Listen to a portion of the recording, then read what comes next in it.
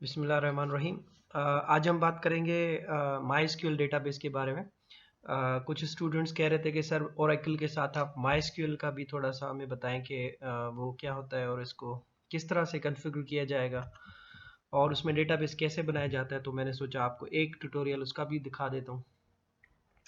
उसमें अगर फिर आपको एडवांस चीज़ें पूछनी होंगी तो फिर यू कैन आस्क मी, तो मैं आपको फर्दर आगे की चीज़ें भी बता सकता हूँ। So for now let's see के इंस्टॉलेशन कैसे होती है माइस्क्यूएल की। माइस्क्यूएल एक डेटाबेस है। सबसे पहले आपको बता दूं कि जैसे ओरेकल डेटाबेस है ओरेकल कंपनी का, इसी तरह माइस्क्यूएल डेटाबेस है अपाची कंपनी का। ठीक है, अपाची जो है वो उसको ऑन करती है। ओरेकल में और माइस्क्यूएल में फ़र्क ये है कि ओरेकल जो है वो फ्री नहीं है। ओरेकल जो है वो पैसों पर है, उसके लाइसेंसेस खरीदने पड़ते हैं आपको यूज़ करने के लिए। और जो माइस्क्यूएल है वो ओपन सोर्स है एंड फ्री है। ठीक है, इसके कोई चार्जेस नहीं है। कोई उसको डाउनलोड करता है और अपने प्रोजेक्ट्स के लिए लाइव यूज़ करता है तो भी इसको कुछ पे नहीं करना पड़ता। उसके लिए कोई लाइसेंस की ज़रूरत नहीं पड़ती आपको। तो ओपन सोर्स होने की वजह से दुनिया में समझ लें कि आपके पास 60-70% जो मार्केट है वो माइस्क्यूएल यूज़ करती है। ठीक है, बाकी जो रिमेनिंग है वो ओरेकल और दूसरी चीज़ों पे जाते हैं। माइस्क्यूएल जो है वो अलग से भी इंस्टॉल हो जाता है, लेकिन क्योंकि मैं आप लोगों को थोड़ा सा इसकी कनेक्टिविटी पीएचपी के साथ भी बताना चाहता हूँ नेक्स्ट नेक्स्ट ट्यूटोरियल्स में, तो मैं इसलिए इसको इंस्टॉल करता हूँ जैम्प के थ्रू। ठीक है, जैम्प एक पैकेज है। आप लिखेंगे XAMP, डाउनलोड लिखें गूगल में, तो ये एक पैकेज है जो कि आप डाउनलोड करेंगे तो इसमें आपके पास मल्टीपल चीज़ें आ जाती हैं जो कि आप अपने पीसी में इंस्टॉल करते हैं। जैम्प जो है वो डाउनलोड करने के लिए जस्ट राइट जैम्प और डाउनलोड लिखें इसके आगे और इसको आप डाउनलोड कर लें।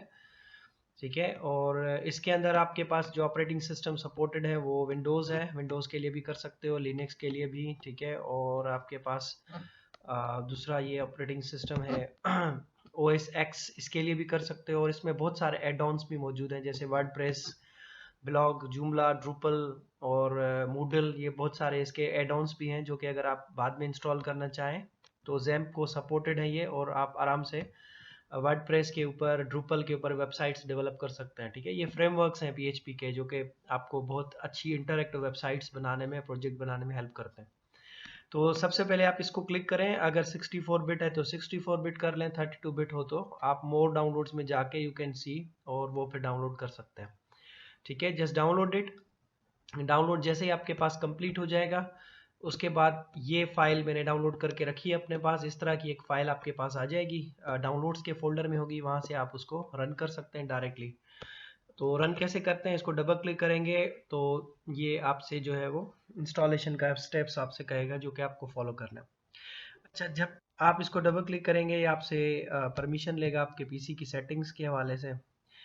अच्छा, एक चीज़ मैं आपको बता दूं कि जो ये जैम्प है ना, ये अकेला सिर्फ माइस्क्यूएल नहीं है। इसमें इट्स कलेक्शन ऑफ इसके जो शॉर्ट फॉर्म है XAMPP, ये बेसिकली शॉर्ट फॉर्म है कुछ चीज़ों का ना, जिसमें एक्स जो है ये आता है क्रॉस प्लेटफॉर्म के लिए।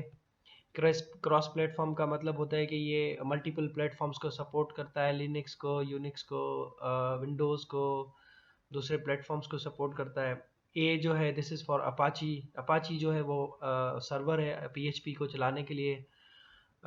माइस्क्यूएल डेटाबेस है। एम इज़ फॉर माइस्क्यूएल, जो डेटाबेस यूज़ करे माइस्क्यूएल का वो उसके लिए है। पी जो है ये पीएचपी के लिए है, और दूसरा पी जो है ये पर्ल लैंग्वेज के लिए। तो ये कलेक्शन है जो क्रॉस प्लेटफॉर्म एक मल्टीपल चीज़ों की जो फ्री हैं, ये सारे फ्री हैं। जैम्प के लिए अंदर जो भी कंपोनेंट्स हैं ना इसके, ये फ्री हैं। जैसे कि एक्स ए जो है अपाची फ्री है, एम माइस्क्यूएल फ्री है, पी फॉर पीएचपी फ्री है, पी फॉर पर्ल भी फ्री है। ठीक है, ये सब लाइसेंस्ड फ्री एक ओपन सोर्स प्रोडक्ट है जो कि आप डेवलपमेंट के लिए यूज़ कर सकते हैं। इसी तरह एक और प्रोडक्ट भी आता है वैम्प के नाम से, WAMP वैम्प। एंड W उसमें विंडोज़ के लिए यूज़ होता है, WA for Apache, M for MySQL और P फॉर PHP। ठीक है, इसी तरह से वैम्प भी है और ये जैम्प भी है, और बहुत सारे आपके पास ओपन इस तरह के पैकेजेस मौजूद हैं, आप कोई भी कर सकते हैं। Now let's click on the permissions and then click next. अब देखें इसमें जो कलेक्शंस हैं, जो जो कंपोनेंट्स इसके हैं जो आपको चाहिए वो कर लें। देखें अपाची पे टिक लगा हुआ है, तो अपाची अगर आप चाहें तो इंस्टॉल करें, अगर नहीं चाहिए तो ना करें। So it's currently it's disabled, तो बाय डिफ़ॉल्ट अपाची इंस्टॉल्ड हो जाता है इसमें, तो इसलिए इसने इसको डिसेबल किया हुआ है, तो अब मैं इसको हटा नहीं सकता। माइस्क्यूएल करना है या नहीं करना है इसके ऊपर आप टिक लगा सकते हैं, if it is checked that means you want to install MySQL. FileZilla FTP server, इसको ये मुझे नहीं चाहिए, एफटीपी में यूज़ नहीं करना चाहता फ़िलहाल, तो उसको हटा देते हैं। Mercury mail server, email send करने के लिए, डमी ईमेल्स के लिए, प्रैक्टिस के लिए, ताकि आपको ईमेल सर्वर अगर चाहिए हो, आप अपनी ईमेल सेंड करके देखना चाहते हो कि ईमेल सेंड हो रही है, नहीं तो डमी ईमेल्स के लिए यू कैन यूज़ इट। नहीं चाहिए मुझे। टॉमकेट जो है ये आप कर जावा के लिए कोई प्रोग्रामिंग कर रहे हो, जावा में जैसे जेएसपी या सर्वलेट्स चला के देखना चाह रहे हो, तो टॉमकेट सर्वर जावा के लिए यूज़ होता है। ये भी फ्री है, ये भी ओपन सोर्स है, तो इसलिए इसने इसमें इंक्लूड कर दिया है सर्वर्स। ये सर्वर्स हैं सारे, ठीक है। ये देखें सर्वर की हेडिंग है और सर्वर के अंदर Apache server, MySQL server, FileZilla server, Mercury server, Tomcat server. Tomcat Java के लिए होता है, जेएसपी सर्वलेट्स के लिए होता है, तो ये मुझे नहीं चाहिए। अच्छा, प्रोग्रामिंग लैंग्वेज में पीएचपी बाय डिफ़ॉल्ट सिलेक्टेड है। पर्ल आपको चाहिए तो कर लें, नहीं चाहिए तो हटा दें टिक। अच्छा, प्रोग्रामिंग लैंग्वेजेस में आपके पास जो है वो आप जब डेटाबेस वगैरह क्रिएट करते हैं तो उसके लिए ये इंटरफेसेस मौजूद हैं आपके पास, जिसमें पीएचपी माइडमिन है, इसके थ्रू आप डेटाबेसेस को जो इंटरनेट एक्सप्लोरर है या जो ब्राउज़र है उसका जो वेब इंटरफेस है उसको एक्सेस कर सकते हैं। चाहिए तो कर लें इंस्टॉल, नहीं चाहिए तो मैं इसको नहीं करता, क्योंकि मैं आपको एसक्यूएल यॉक सिखाऊंगा इसके लिए, ठीक है। अच्छा, वेबलाइजर भी इसका कंपोनेंट है। This is again if you wanted तो यूज़ करें, इसका भी पर्पस डिफरेंट पर्पस इसके लिए यूज़ होता है। अच्छा, फेक ईमेल, अगर आप अपने पास ईमेल्स चेक करने के लिए, डेवलपर्स जो होते हैं वो चेक करते हैं अपने आप को ईमेल्स और रिप्लाई चेक करते हैं कि ईमेल अगर ऑफलाइन सही काम कर रहा है तो फिर आपके पास ऑनलाइन भी वो सही काम करेगा, तो इसलिए फेक ईमेल आप चेक करने के लिए रख सकते हो। मुझे इनमें से कुछ नहीं चाहिए तो मैंने हटा दिया, एंड देन नेक्स्ट क्लिक किया तो ये आपसे पूछेगा कहाँ इंस्टॉल करना है, तो इसने सी पे रखा हुआ है, मैं इसको ई पे करता हूँ इंस्टॉल, ठीक है। और इसका मैं जैम्प 2 के नाम से करता हूँ क्योंकि पहले से भी मेरे पास जैम्प इंस्टॉल्ड है। तो उसके बाद आप इसको नेक्स्ट करें और ये लैंग्वेज पूछेगा, आपको लैंग्वेज दे दें and then just click finish, ठीक है। तो आप इसको ये जो है ये इसका कोई एड ऑन है बिटनामी के नाम से, जिसमें ड्रूपल और जूमला और ये दूसरी चीज़ें आ जाएंगी। तो अगर ये चाहिए तो टिक लगा दें, नहीं चाहिए तो नेक्स्ट कर दें, ठीक है। और उसके बाद नेक्स्ट करें और ये इंस्टॉलेशन आपके पास शुरू हो जाएगी। So this is how you install XAMPP. और जैम्प के अंदर मैंने आपको बताया कि कंपोनेंट्स कौन से होते हैं और आप इनको कैसे जो है वो इंस्टॉल कर सकते हैं। अच्छा, अब इसमें आपको एक और चीज़ बता दूं कि अगर आपको ड्रूपल या वर्डप्रेस या दूसरे कंपोनेंट चाहिए हो तो ये यहाँ पे आप एड ऑन्स में आ जाएंगे, ठीक है। किसी भी पर्टिकुलर कंपोनेंट के ऊपर एड ऑन के ऊपर क्लिक करेंगे, जैसे ये मैंने वर्डप्रेस पे क्लिक किया, मुझे वर्डप्रेस चाहिए जिस पे मैं डेवलपमेंट करना चाहता हूँ, या जूमला चाहिए या ड्रूपल चाहिए, ये सब पीएचपी लैंग्वेज के अंदर आपके पास कुछ ऑलरेडी बिल्ट इन, ये समझ लें कि बने हुए जो है वो प्रोडक्ट्स हैं जो आप अपने पास इंस्टॉल करके कस्टमाइज्ड वेबसाइट्स बना सकते हैं, प्रोजेक्ट्स बना सकते हैं वर्डप्रेस के थ्रू, जूमला के थ्रू, ड्रूपल के थ्रू।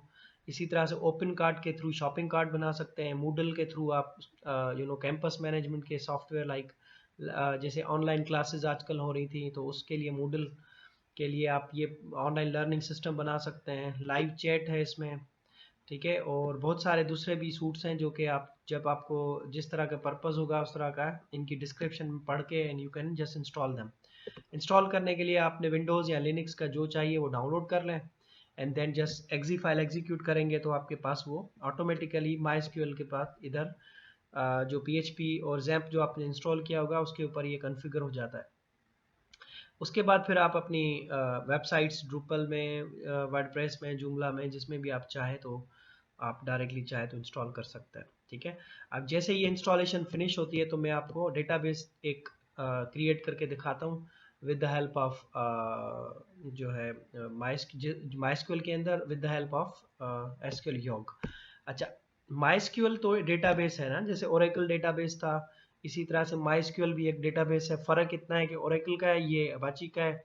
ओरेकल फ्री नहीं है, पैसों पर है, और ये फ्री है, ओपन सोर्स है। अच्छा, माइस्क्यूएल ओरेकल को चलाने के लिए मैंने आपको इंटरफेस बताया था कि आप लोकल होस्ट पे जाते हैं और एपेक्स के थ्रू उसको रन करते हैं या कमांड लाइन के थ्रू आप उसमें HR के अकाउंट में जाके प्रैक्टिस करते थे, और अपने अकाउंट्स बनाने हो तो फिर सिस्टम के अकाउंट में लॉगिन होके कर रहे होते थे। अच्छा, इसमें भी PHP MyAdmin जो आपको दिखाया था वो यूज़ होता है वेब इंटरफेस के लिए, लेकिन अगर आप ID यूज़ करना चाहें तो ये मेरे पास इंस्टॉल्ड है ऑलरेडी, SQL Yog Enterprise। ये भी आप डाउनलोड कर सकते हैं, गूगल में जाके लिखेंगे SQL Yog Enterprise या, तो ये आपको मिल जाएगा। ठीक है, तो एक तो ये डाउनलोड करना चाहें तो कर लें। अगर आपको ये रजिस्टर्ड वर्जन नहीं मिल रहा तो आपको कोई ना कोई क्रैक इसके लिए देखना पड़ेगा, अदरवाइज यू कैन, ये यहाँ पे देखें फ्री रखा हुआ है download SQL Yog free latest version, तो ये फ्री आपको मिल रहा है, डाउनलोड कर लें इसको। कुछ टाइम फ्री चलता है, फिर ये शायद आपसे रजिस्ट्रेशन मांगता है तो वो कर लीजिएगा, या फिर आप जो है उसके लिए देख लीजिएगा कोई रजिस्ट्रेशन सॉफ्टवेयर जो हो। अच्छा, अब इसमें हमारे पास जो है SQL Yog मेरे पास ऑलरेडी इंस्टॉल, इसकी इंस्टॉलेशन बहुत आसान सी है, जस्ट डाउनलोड करना है, नेक्स्ट नेक्स्ट करके SQL Yog इंस्टॉल करें। SQL Yog में और MySQL में क्या फ़र्क है, वो ये फ़र्क है कि MySQL जो है वो डेटाबेस है, ठीक है, और SQL Yog जो है वो उसका इंटरफेस है, डेटाबेस नहीं है। SQL Yog is not database, दोबारा रिपीट कर रहा हूँ मैं। SQL Yog इंटरफेस है जो कनेक्ट होता है MySQL के साथ।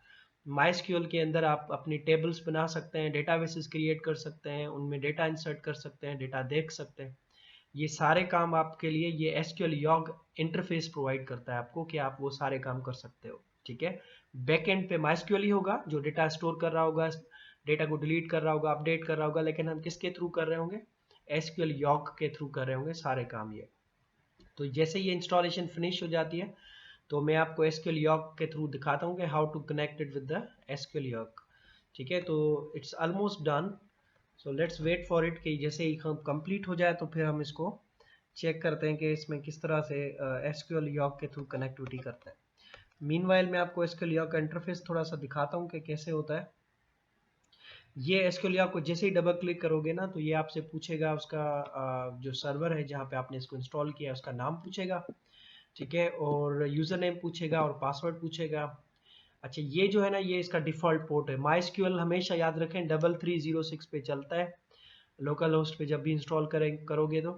बाकी अगर आपने इसको ऑनलाइन करना है तो फिर जिस पोर्ट नंबर पे वो चल रहा होगा उसी पोर्ट नंबर को आपने लिखना होगा। ठीक है, अगर किसी स्पेसिफिक डेटाबेस के साथ कनेक्ट होना है तो यहाँ डेटाबेस का नाम दे दें तो वो स्पेसिफिक डेटाबेस के साथ कनेक्ट हो जाता है, लेकिन अगर आपने डेटाबेसेस के नेम नहीं लिखे तो फिर वो रूट के थ्रू एज एडमिन कनेक्ट हो जाएगा।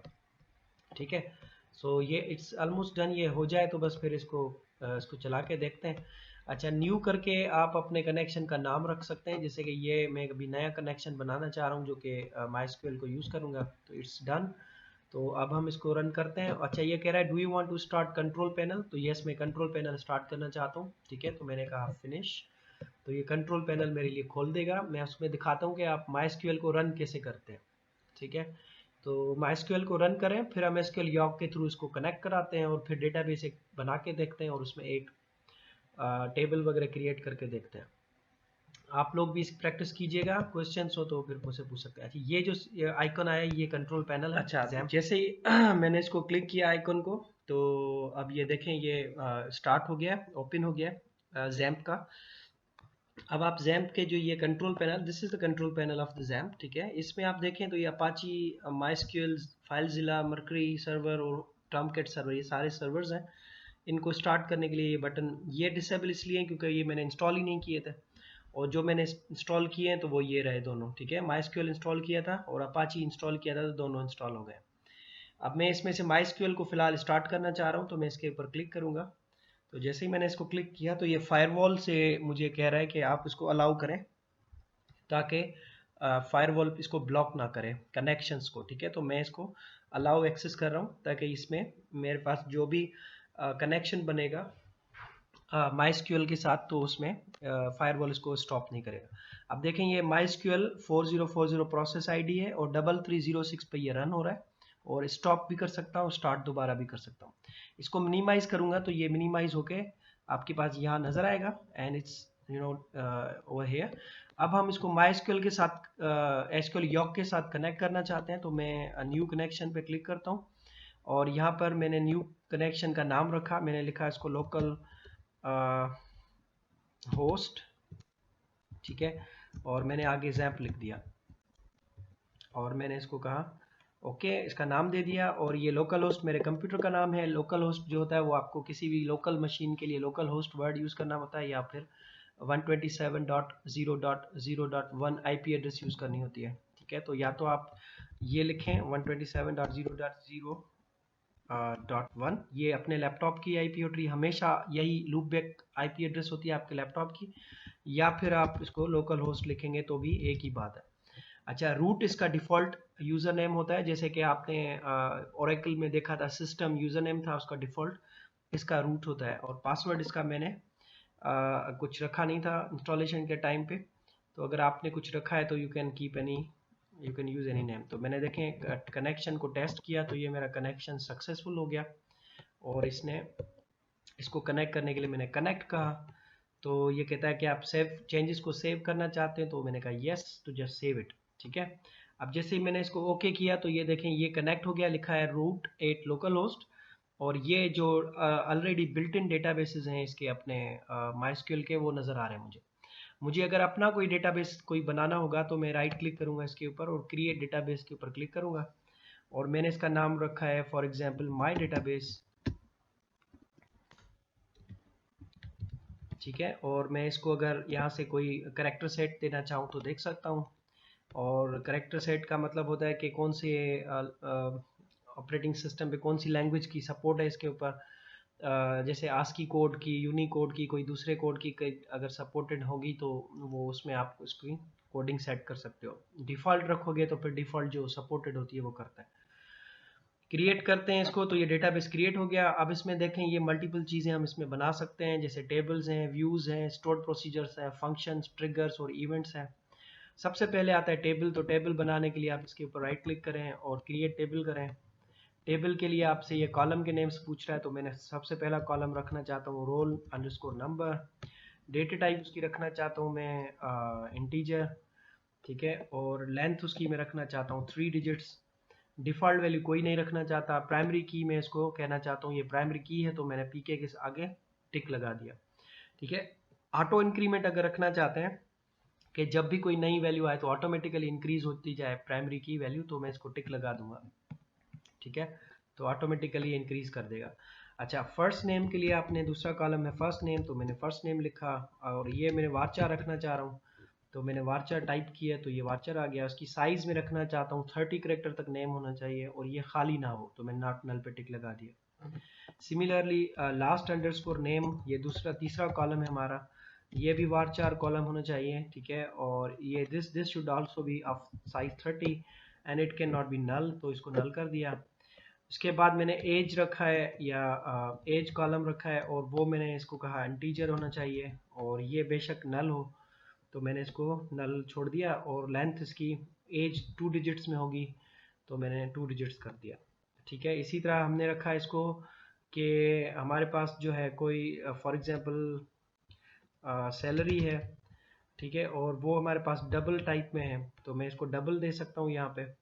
ठीक है, और उसकी 2 वैल्यूज़ भी दे सकता हूँ, जैसे कि मैंने कहा 3 डिजिट और कॉमा 1 डिजिट, तो ये हमारे पास शुरू में 3 डिजिट देगा और आखिर में 3 डिजिट देगा, मतलब डॉट डेसिमल से पहले 3 डिजिट मैक्सिमम और डेसिमल के बाद 3 डिजिट मैक्सिमम।